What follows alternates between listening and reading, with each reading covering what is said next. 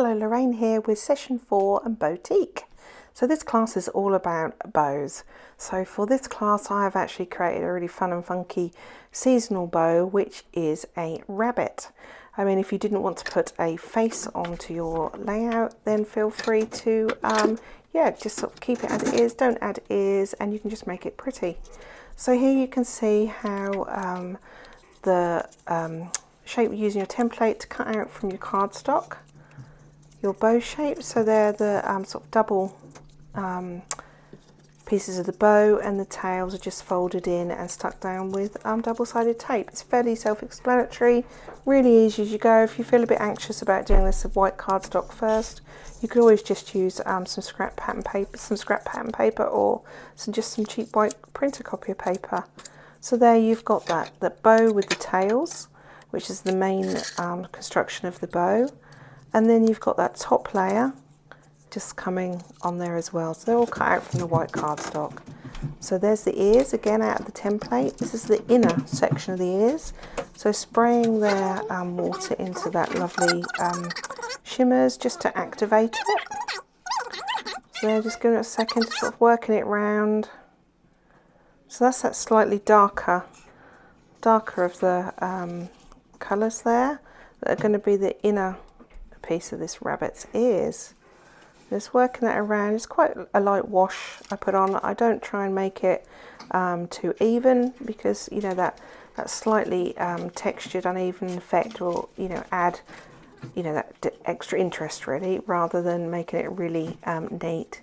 So just putting it all over there. It's got a lovely shimmer to it, really pretty colour. That just going around, and then we'll set those aside to dry. So then there we've got the main bow that you've just seen that we've put together. So a slightly larger brush, that's that shimmers there in the spray, just spraying that into the pot. There you go. And just so that I've got that there, and my brush, so just gently sweep that across for that really sort of light pink tint really, rather than colour. You can add a tiny bit of water to that if you wanted it not so vibrant, but I've just roughly gone over there. The benefit of doing this once the bow's constructed rather than flat is that on those creases and folds the colour holds a little bit more. So again, it makes that feel as if that is real fabric, because that bleeds into those creases, gives it that darker effect in those. So just going around there, just around the edges, just making sure there's colour on all that white, slightly underneath. Don't worry too much about it being exact. Picking it up and around just on the bits that you may see on the page. Right, just adding a bit on the back just in case some of those lifts a little bit when tucking things underneath. There, really happy with that colour, just a tiny bit on the inside of those bows. Really pretty and shimmery. Not quite caught it on camera there, but it is lush when you put that on. Just cleaning that little pot up there before moving on to the next stage. So now that's dry, those the inner ears I'm just putting over another coat of that watercolour, just to give it a bit richer, deeper colour. You see I'm just sort of going around the edges and keeping the brush strokes around, elongated and around those edges. I really like how that works out. So that's the outer ears, the larger sections from that white cardstock. Just taping there with repositional glue onto my silicone mat, just so they stay nice and still while painting them. So coming on in there again with that shimmer spray, that lovely pink there, and I'm putting that on the outside, but as you can see I'm keeping that lighter, so it's that shade slightly lighter than the actual bow. You can't, again, it doesn't really pick it up on video on screen, but just so it's just one coat. And just rubbing the glue off there as it's dry.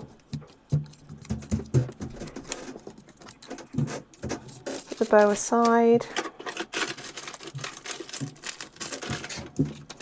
And now just going to work on completing those bows. So you'll see here in a minute what I actually do is once I've stuck those into the centre, lining up the straight edges at the bottom, what I actually decide to do is to add a bit more interest and dimension.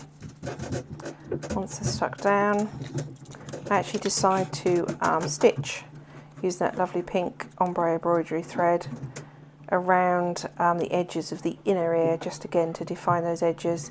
If you really don't like sewing, you want to make this layout quicker, you could almost glue that around. You could glue a length of that round finely around the edge, or again you could you know, do pen drawing, or even another line of paint. That pen put on top of the ears is literally there just to add a bit of weight while it sticks and stops curling up.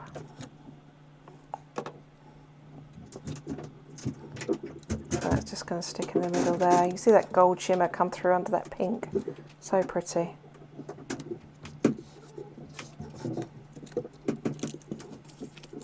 There. So you can see here, I'm thinking about, yep, that's going to look great around the edging. Just want to add just that little stitched effect, and there it is. I don't make you watch me do that, but you can see that line, that ombre effect really makes it fun. So just working on here, it's difficult to pick up the white on white. Just working on here, adding the little teeth, rabbit's teeth to that nose piece. Again, that's on your template to cut out from the white cardstock. Those two pieces are separate because again, it just adds that bit of dimension and sort of it looks 3D. So setting that aside to dry and working on these tiny little eyelashes here. Cut out of white cardstock and just coloured that in with that black pen, so you can see the black line there I do. Just a little squiggle at the end, the little 3 points to make it eyelash shape. Sticking these onto the actual bow was quite funny with the glue. It felt a bit just as tricky as trying to put on, those of you who've ever tried trying to stick on artificial eyelashes on yourself. It was quite funny. So that the nose goes into the middle. Cute little bunny nose, kept that white, and the little teeth. So here goes my false eyelashes. This rabbit is ready for a night out. There's one.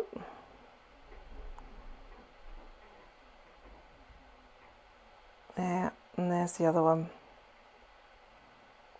I really liked how they turned out. They were worth the effort and I've done them separately from the bow rather than drawing onto the bow just in case they went wrong.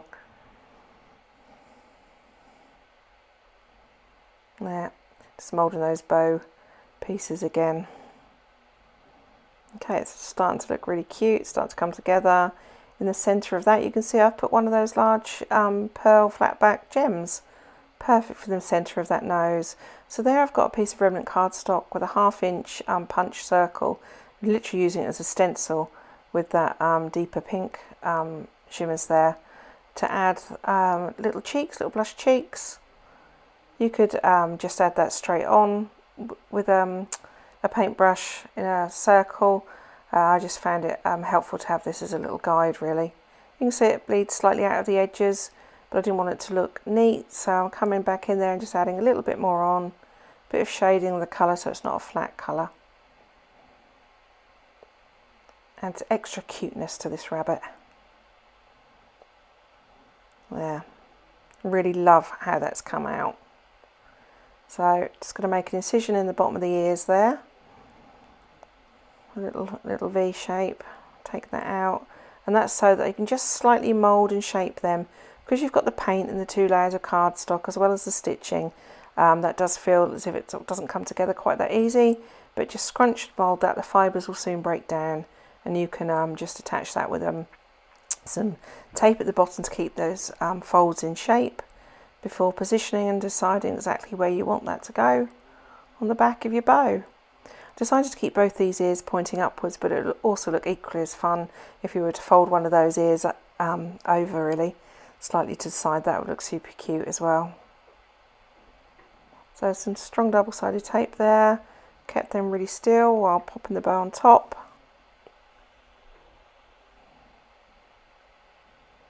Need to get this right. There, I am super chuffed with that. So now I'm going to work on the actual layout ready to place this bow on. So you can see here I'm cutting out a section of that musty colour paper there, and that is actually where my photo is going to go. So if you read along in the instructions as well before starting this layout, I'll talk you through how I've done that and why I've done that, just to create a little bit extra patterned paper really, and because that hole will be covered over. So that's the white left over from the bunny ears, using that as a lovely border for that mustard paper, just going around the edges, just running my fingernail along, tearing little pieces, again adding some dimension and interest to that. There, happy with that. So my photo goes over that hole, the aperture, perfectly. But I'm going to actually mount that also on this pretty striped paper, choosing which section I want that to come in on, what colours I want to show and be prominent, just using a trimmer to cut that out. No, I've reverted to scissors here, I've decided. There. So you can see it's that ombre effect of the pink to the blue that I've gone for there from the pink at the top. So that makes that slightly larger now than the aperture. I've decided that looks a bit flat, so I'm going to distress the edges with the distressing tool. You'll see in a moment I also add some 3D foam strips just around those four edges of the aperture, just again as like a lift for the photo. So that, mounting that on that striped paper, the reverse, that sort of black and white basket weave. So that's going to sit nicely there. Got to use that distressing tool again. Where would we be without one of those? There. So you'll see in a moment, it may be difficult to pick up those little strips of foam there, but I'm adding glue, wet glue, and I've got some very thin strips of 3D foam that I'm just adding along just to act as lifts really for that photo. A little bit fiddly but worth the effort. I don't actually use anything from the aperture on this layout. It's actually for my extra inspiration that I use it on. So if you would prefer not to have that fuss of cutting that out, that isn't used on this layout. So there, my bunny bow is all ready, looking pretty, tape on the back, right ready to position, and you'll see there that it's slightly on the slant. Need to get this right. Perfect. So once I'm ready to commit, press that all down. And that really is the main feature on this layout. So I don't want to add a lot of embellishing around this, just something to complement it, but not to take and draw your eye away from that the bow. So I decided there that V in between the actual bow and the ears is quite a wide gap. I've got that lovely luggage tag, so I decided to actually just trim that slightly and then tuck that down. It makes for a really good place for hidden journaling. And that backdrop, I use a piece of that pink embroidery thread through the top where the string was that I've discarded, looping that background. There, happy with how that's looking.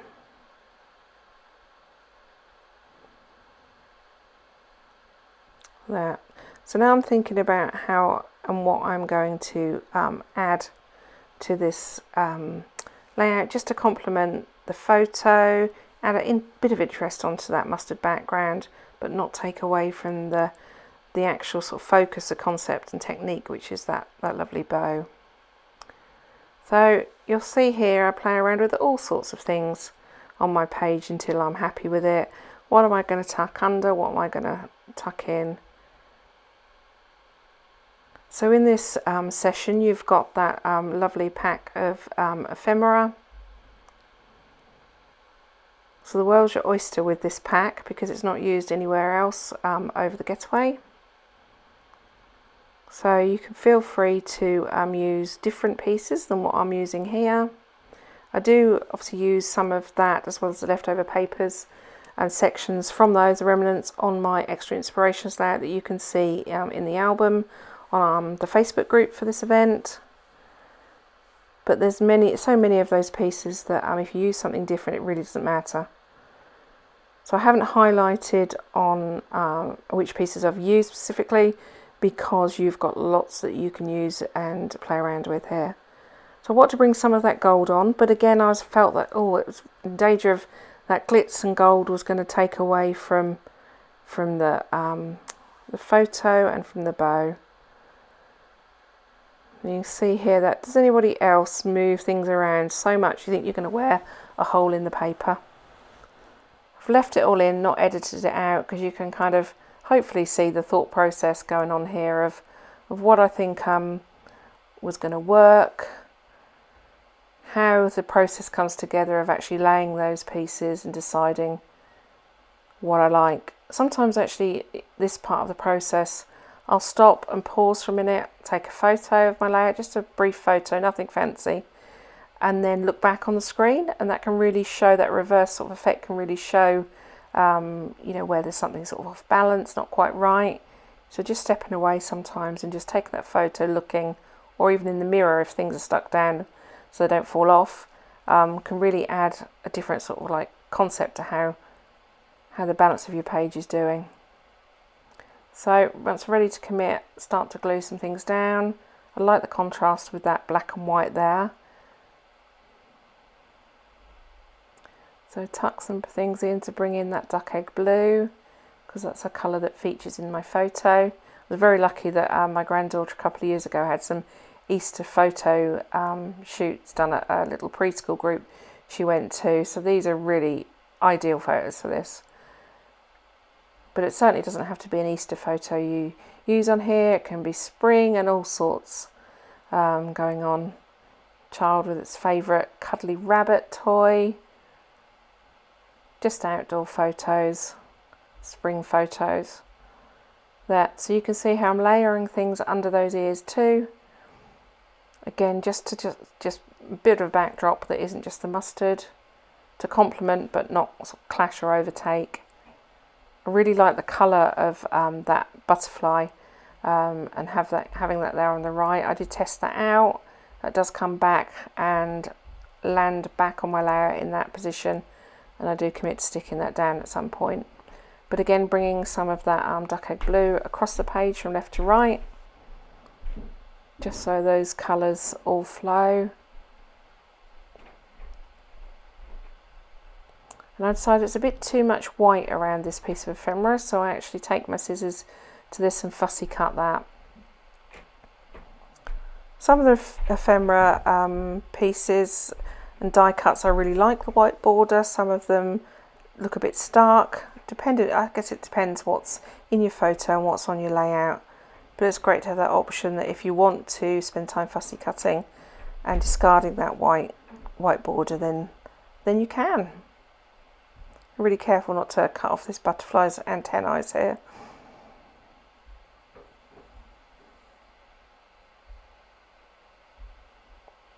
Lovely soft muted colours in this pack. Really like that because it brings in that sort of deeper tones of those browns, which matches the rig on the top of the luggage tag. Again, goes well with my photo. I was really lucky. Didn't need to turn this one black and white or anything. I went straight with how it was. There, I really like how that butterfly just grounds things there on the right and adds balance to having that decorative 3D bow on the left there. See me tapping my fingers there, waiting for this glue to dry. So just playing around with a few more little bits and pieces, tucking in, deciding what looks good. I think the problem I had here that there was so many lovely pieces in that in that pack that I wanted to put them all on, but I also didn't want to add anything because I wanted to keep it simple and focused on that bow. So there's been a bit of a dilemma of what to use and what not to use.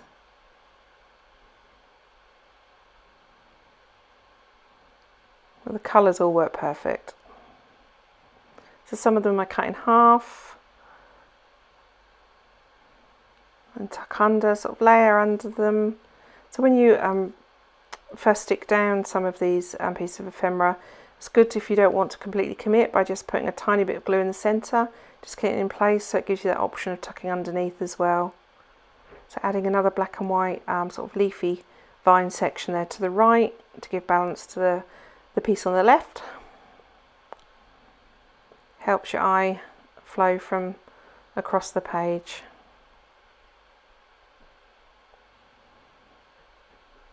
I love watching this back and seeing how many different things I try before I decide, yes, I'm going to stick that there. I was clearly having a bit of an indecisive afternoon when I'm adding these last pieces and filming this. The pressure was on. So I'm adding some 3D foam pads there just under the main structure of the bow. That's just for two reasons. One, just to sort of protect that from each layer, but also to keep those stuck down a little bit more, a bit flatter. Otherwise it's going to need a whole album of its very own. So again, cut that gold section there. Decide that looks good in that corner.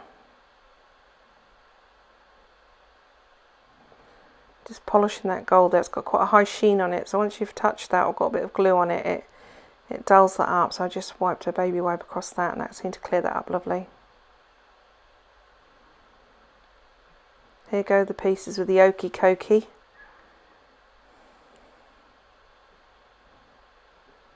I'd love to watch a brain scan of me putting this together. That would be hilarious to see all the sparks and ideas whirring. So I've got that lovely exclusive flare in the kit. So I'm putting a piece of red tape just on the back there rather than wet glue. I find that works really well on the back of those. Keeps it nice and secure. There, it works really well in the centre of that cluster to the left. I'm really happy with that.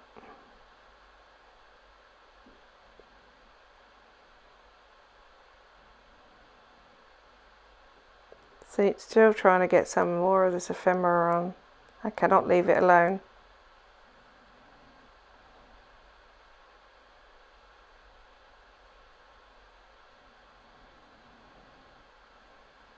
I wonder if we do a competition to how many times I move a piece. So there we go. So there is my finished layout. I hope you've enjoyed this class. You can see there I've added journaling and that title, Hello Spring. Really hope you've enjoyed my video.